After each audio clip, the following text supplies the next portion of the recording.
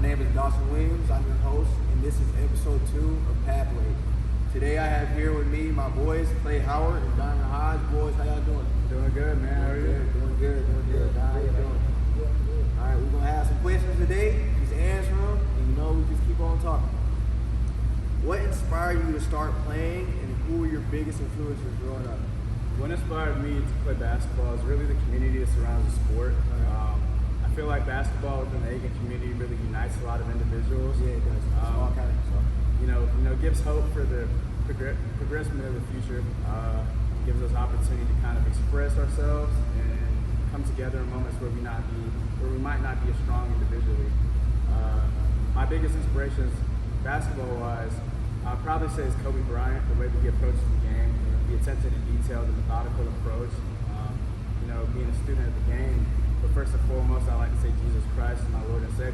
He's given me every opportunity, all the physical gifts I've had, given me opportunities to play, and everything that I will do going forward, he's going to be the center of that. Yep, got to put God first.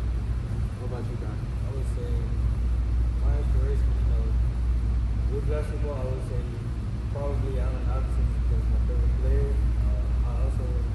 I just grew up playing with better than Kirk? My fault. We're not better than Kirk. I ain't gonna say that, but just growing up, falling in love with the game, being in the gym with my dad, working, stuff like that, that's inspiring. Yeah. So it's like, that's big to me. And then outside of basketball, like I said, obviously is Lord and Savior Jesus Christ, first and foremost. So yeah. Okay. Can you share a memorable moment from your early careers, like early basketball days? Yeah, early in my basketball career, I say that the moment where I really realized, I could take it serious, realized what player I was, had that confidence was my junior year in high school. I had been on varsity 2 years prior, didn't play a whole lot. So that sophomore to junior transition, I'm going to maybe playing 4 or 5 spot minutes here or there to playing 30 minutes a night. Just trying to figure out how to be effective in that way. Approaching the playoffs, I was playing really well.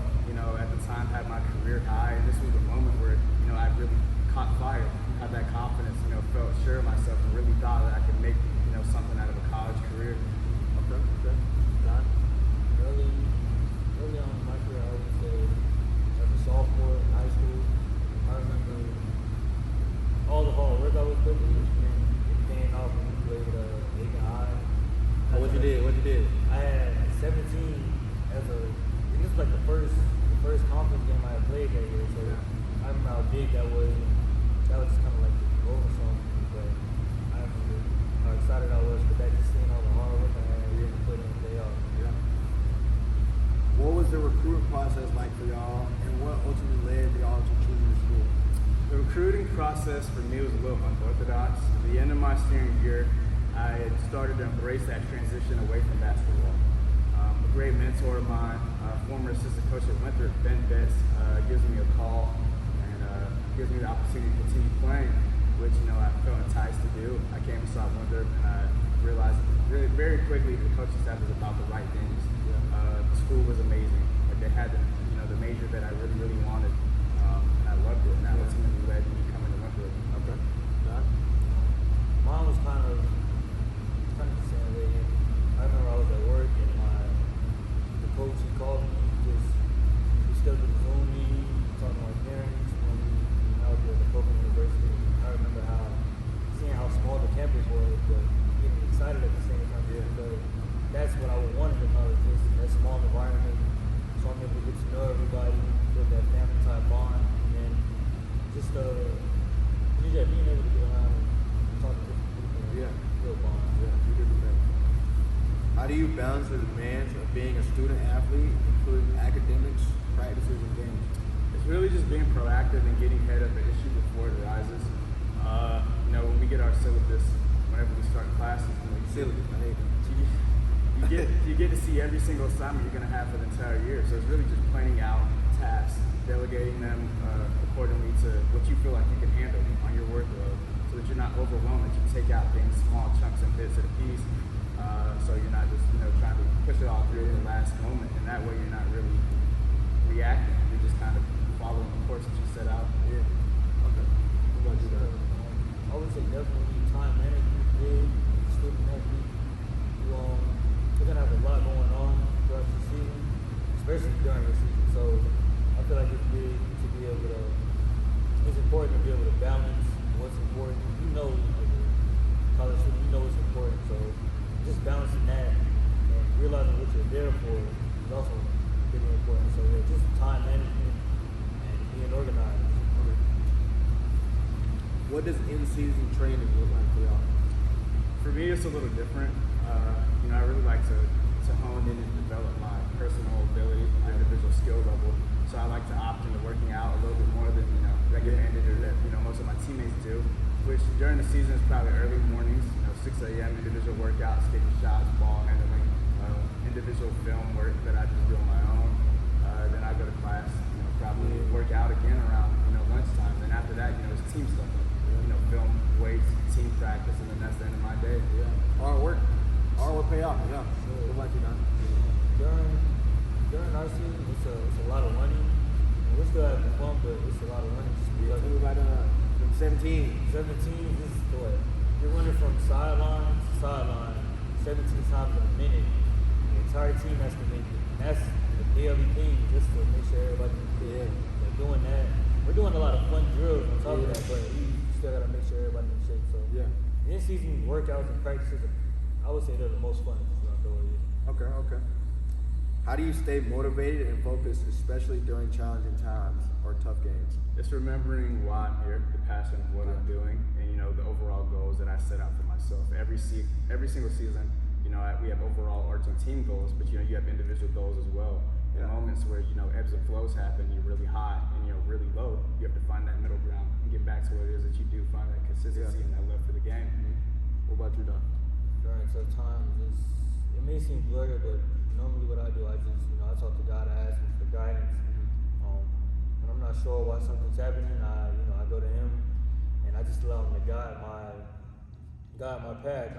I don't try to stress over anything. That's typical for anybody. To stress when something's not going their way. But I learn to just go to God and allow Him to direct me in whatever path I'm supposed to go. Exactly. What's the biggest difference between high school and college basketball? For me, it was a level of competition. Playing 4A basketball in South Carolina, it's very top heavy. The average competition you're not going to have is not what you're going to see. You're going to have about one really good star player on that team. Yeah, it's not what you're going to see at the Division I level. Luckily, I played 2 years where I got to be a teammate to a very high caliber player, RJ Felton, who's now walking his journey through the NBA and what he has going on. But that really prepared me for the level of competition that it is, at the Division I level when I got to Winthrop. Everybody's, playing hard. Everyone can make shots. And everybody's trying to be the best. So it's just trying to find those small nuances and those things you can do in your game to kind of try and get on the floor or even be effective. Yeah. Okay. I would say the biggest difference is definitely, the smaller things, hustle plays. Everybody there they've done the same things you've done, if not more. Everybody has been the top player on their team, so it's a doghouse. Everybody's fighting for that. That'd be a dog out there, man. Everybody's fighting, to play. So it's like you got to do what the extra stuff. Exactly. You got to do the smaller things to stand out. So but that's a lot of fun though. But it's definitely a huge step, huge difference. Yeah. What's the transition going to be for you, Clay, becoming a father? For me, that transition is a beautiful process that I'm embracing every step of the way. Being blessed to have a daughter this early in my life, as a man is going to change me. There are things that'll be different. And it's really for me trying to slow down, stop being so forward thinking, trying to plan out every single step and just love where I'm at, where I'm standing in my own 2 feet right now in that moment. Embrace every single moment of every time that I have with my little girl and her mother and try to just kind of move forward and love them to my best ability. Yeah, you're going to be a great dad, man, for real. Can you describe y'all's relationship with your coaches, teammates, and all that stuff? Yeah, so when you have 7 or 8 coaches, you're not going to be, close with every single one of them on a real personal level, but there's a common respect and understanding that you have for the goals of winning games and winning championships. And what part of that is just trying to plan and make those steps. Having teammates, that are really brothers to me, that I've grown really close with, that we love and fight for each other every single day helps with that. Yeah. Having a culture of joy, having a culture that embraces, change. Not every day is going to be easy, and you have to have a group of guys around you that love being around when it's tough. Yeah, exactly. What about you, Don? Yeah, I would say My relationship with my coach is pretty nice. It's pretty good. I'm able to talk to him about anything. If I was having a problem going on, anything, I was able to, go talk to him. He also showed. I feel like he showed our team the fun side of college basketball, just because 2 years prior we were just. Y'all was in the military with. Not military, but it was tough. I'll say it was tough, and he showed us that we could have a lot of fun playing college basketball. So yeah, I appreciate him for that. And he showed us how important it is to not live in the moment, but don't take days for granted. Yeah. So what about like your relationship with your teammates? Because like I have some teammates who are like my best friends now, for real. Like I would call them for anything. So what about y'all? I would say I definitely I build a pretty big bond with my teammates. I'm not gonna name no names, but I would say there's about 3 or 4 dudes on the team who I got really close with. Yeah. I can talk to them about anything. Those are like my school brothers. Like, Yeah. And it caught me off guard just because I remember my parents just dropping me off my freshman year saying, "Yeah, you're gonna meet your friends for life here," and I'm like, yeah, but That's really how it be. That's how it happened, and I was like, man, these are my guys. Yeah. I can talk to these dudes for real. But Yeah. nah, I'm grateful for that type of experience and just to be able to go through all of that. Yeah. What about you, Clay? Being in a program where you have a lot of older guys, I feel like I got lucky in the sense of learning about life, basketball. Exactly. As a freshman, like there's one teammate I want to highlight. His name was Michael Manumba. He now plays professionally overseas, but he really taught me what it looked like to be a successful college player, to really approach the game, and not even basketball in life, to command respect from those around you, to pay it forward, to be genuine and sincere. Like those are things that you don't see in a lot of people, especially early on. Yeah. And for him to be that example for me and a lot of other young players that were in the program at the time, like it meant a lot to us. Yeah. Okay. What's the best piece of advice that coach has given you? The best piece of advice that I've gotten from Coach Prosser during my time that I was playing at Winthrop was about staying even keel, which means you're not rocking the boat. You're not too high, you're not too low. You try to find a way to stay in the middle, to find that consistency in that plan, so that when things fluctuate and change, that you're not trying to figure it out. You have a way that works. I'd say, Coach Williams, my dad. Shout out my dad. He always used to tell us, the ball's gonna stop one day, man. You gotta have a plan, Just gotta have a plan B, plan C, plan D. It's gonna stop. Not everybody's gonna go pro. Not everybody's gonna do this, do that, Just gotta have a plan after it. Do something. What about you, Don? I would say definitely my most recent coach, Coach Mike, he would say every day before film, don't take days for granted. And, as a student, they were just like, yeah, but after I graduated, that's when they hit me, and I was like, that quote, it stuck with me, and I was like, I'm glad I didn't take days for granted, just because there's people who would kill to be in that position. So, and then moving forward, that's something that I'm always keep with me. Just I'm not taking anything for granted. I'm just thankful for everything that I have. Yeah. How do you handle the pressure and expectations that come with playing college basketball? There is no pressure or expectations. Oh, my fault. That boy sound like shit. Shout out, Katie. Yeah, for me, like it's a constant reminder that you're judged by no man. Like you cannot be judged by man. You're only judged by God. Yeah. And I'm sure that he's not really griping and harping on how many points I scored or how many assists, my assist to turnover ratio and things like that. It's about who I am as a man. Am I honoring my Lord and Savior? Am I doing the things that I'm supposed to be doing? And the rest of it will figure itself out. Like I will be in positions to succeed on the court, hopefully in my future. And if they don't, that's okay as well. Yeah. That's just what life is.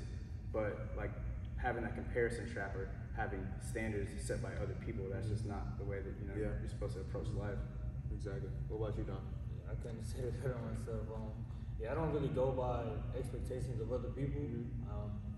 I don't feel like there's any pressure when I'm playing basketball at the college level or any level. It's just I feel like you look at your path for what it is. You're not supposed to compare or it's a marathon. You know what I mean? So I'm not worried about what anybody else is doing. I'm focused on what I'm doing, and if I am having a problem, I'm gonna go to God about it. So it's not like, I'm not worried about anybody else's expectation on what I'm supposed to be doing. Yes, sir.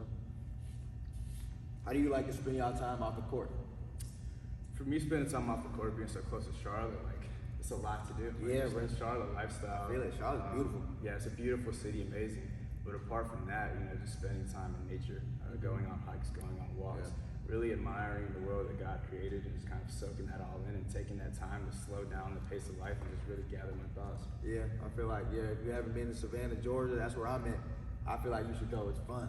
Yeah, too fun. Yeah, great times with the guys. Yeah, too fun out there, man. It's a great city. It's like for me, it's like a perfect city to be in for college. Like, especially with the nighttime life, going to the beach, doing all this, doing all that, it's fun. Especially with the guys. And then, like I said, y'all, like in basketball, you only have like 12, 15 players on a team. We have like 36, 40 guys going out at the same time. So, like, it's fun. What about you, Don? I would say definitely I like to hang with my friends. I play the piano a little bit, but whoa. Yeah. So I'm more like I just like enjoying hanging out with my friends and stuff like that. I don't really like to do too much. So who gave you the piano inspiration? Was it Brian? No, it was not Brian. Nah, it wasn't no Brian. I started when I was. What's his name? What's his name? Picasso? Not Picasso. Beethoven. I started playing when I was a freshman in high school, and I don't know. I just remember how excited I was to play it. And just never left. I used to play the piano just a little bit. Okay. Just a little bit. Yeah. I went there. I hated going to that class every Tuesday. It sucked. It was terrible. But yeah, man. Have you experienced any setbacks or injuries during your career, and how did you overcome them? Yeah, I've had numerous, ankles, knees, I had a wrist deal, breaking noses. Yeah. How's that? It's unique. It's a unique thing that arises. The recovery for that is different. Like, imagine your face is kind of being cut open. Yeah. You have like rods and plastics and all types of things just kind of sitting up there for a while.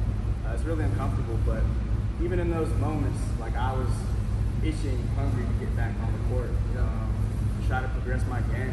Like, I've never felt such an overwhelming sense of where, like, I can't bounce back, I can't deal with this, because God's gonna take every step of my walk with me. Thankfully, like, I came back from those injuries and been a better player, afterward. But it's just continuing to find that passion and that love and having that confidence to keep going. Yeah. Thankfully, I never had any major injuries, ankle issues, that comes in the game. As far as setbacks, no, I don't feel like I've had any type of setback. I view any type of problem as a learning situation. What can I learn from this if it's not going my way? Yeah. So no, I don't have any type of setbacks, I feel like. Now, when it comes to the mental setback point of view, when you're not getting playing time, how do y'all overcome that? I feel like mental health in sports is not something that's highlighted enough, especially as men. If we don't really have an outlet that we feel comfortable, like, it's not the stigma with expressing how you're feeling is viewed negatively, but having that community of brotherhood, like I've had at Winthrop or even back home with guys like yourselves, it gives me that opportunity to voice how I feel, to invest in somebody else and have other people invest in me to help us kind of work through our issues and problems, so we're not really alone in all of this. Yeah. What about you, Don? Setbacks, usually when it comes to not getting playing time. I definitely say having your brothers there or having your teammates, to help you, get through it, because you're not the only one going through it. I feel like that was a big part of it. I wasn't getting as much playing time as I would like to, so I wouldn't get too caught up on it. Like, okay, I know it's happening for a reason. I'm not gonna harp on it. So I know afterwards, after the game, I was just talk about it with my teammates and my roommates, and we was just like, it was cool to see how we were all going through the same situation. Yeah, it's a mental battle, bro. Yeah. Everybody in reality, everybody's going through the same thing. No matter, even if you were a superstar, everybody going through something. Yeah, so it's kind of like therapy. Just like, all right, bet I can sit. I can talk to y'all, and y'all understand what I'm feeling, just because we all going through it at the same time. Exactly. What are some of the biggest challenges you face playing college basketball? Some of the biggest challenges I faced are finding areas to be effective that I wasn't sure of before. A lot of people want to score a million points. A lot of people want to be the starting point guard. But at the collegiate level, every piece of a team plays such an important role that you have to really figure out the small nuances of the game. For me, it was, being a leader. Even though I could lead on the court, being a leader off the court as well. Being in the community, helping, freshmen learn the system. Being an advocate, to bring communication with the coaching staff, and just being reliable and contributing in some kind of way, while always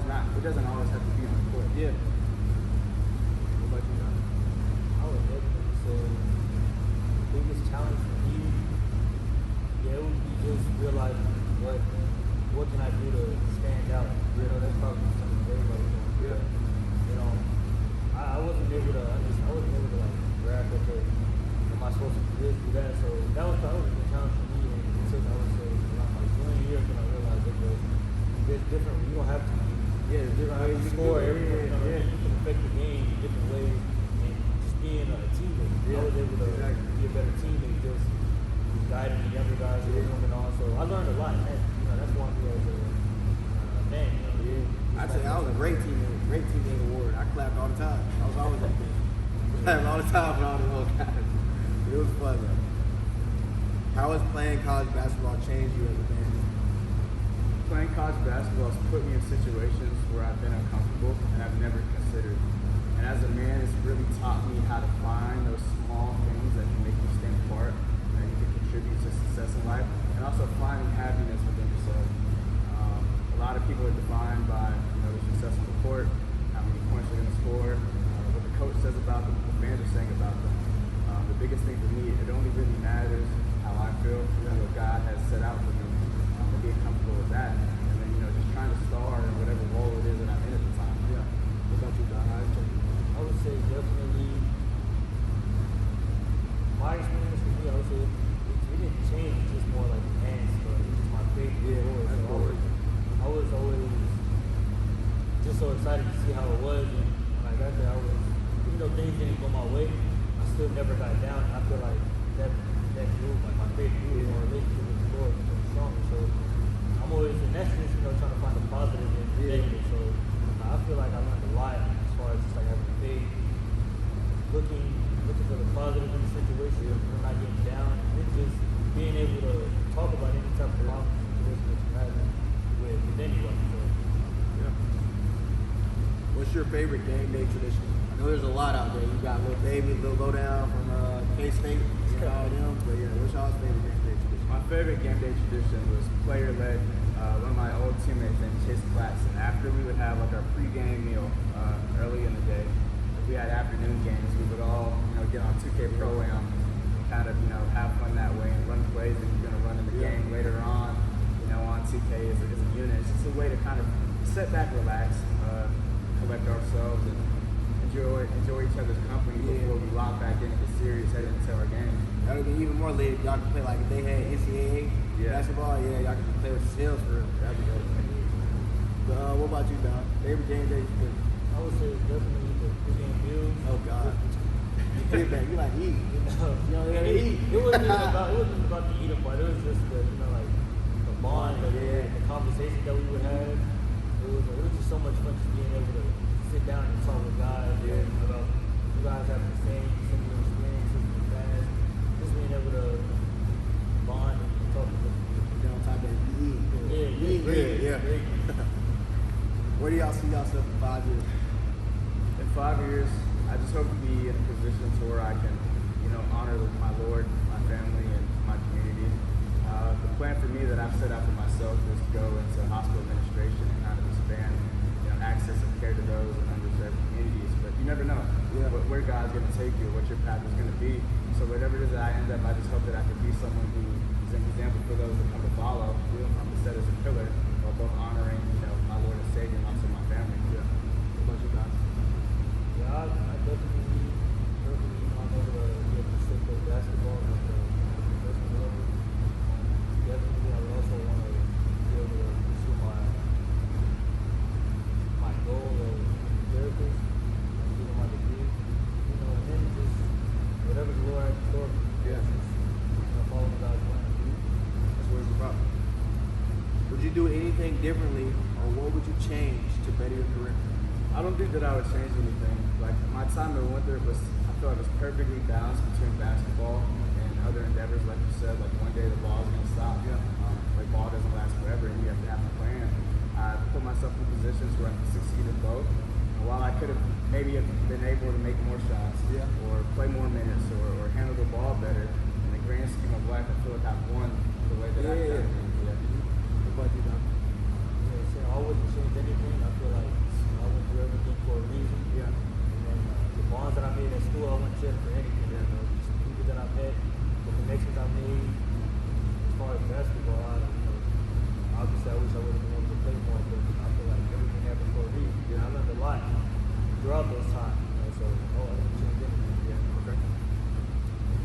advice would y'all give the young aspiring basketball players who dream of playing at a college level? Anything, man. I would say to pick a school that you love and that you really want to be at. There's too many times where I've known individuals that pick a school thinking that playing basketball there is the end all be all, and they end up being unhappy and want to leave and are having to try to figure out life after they've made a decision like that. You know, you play basketball for a set number of hours a day, and outside of that, you really have to live in the situation that you put yourself in. So you want to be somewhere where you enjoy being, where you love the people, where you love who you are while you're there. And that would be my advice, is to pick the best fit for you, and then to let your sport kind of work around that. I would definitely say just fall in love with working, working in the gym. When it comes time to recruitment, I would say choose a school that wants you. Build a relationship with your coach. Then just choose a school that wants you, that's going to prioritize you, that wants you there. It's cool to go to a school that you want and do it that everybody knows, but at the end of the day, you got to look out for. Yeah, you gotta look out for you. So I would say just choose a school that wants you there. Yeah, I hear that. Boys, I want to say thank you for coming on to the podcast for episode 2, man. Appreciate it, brother. That's episode 2 for you.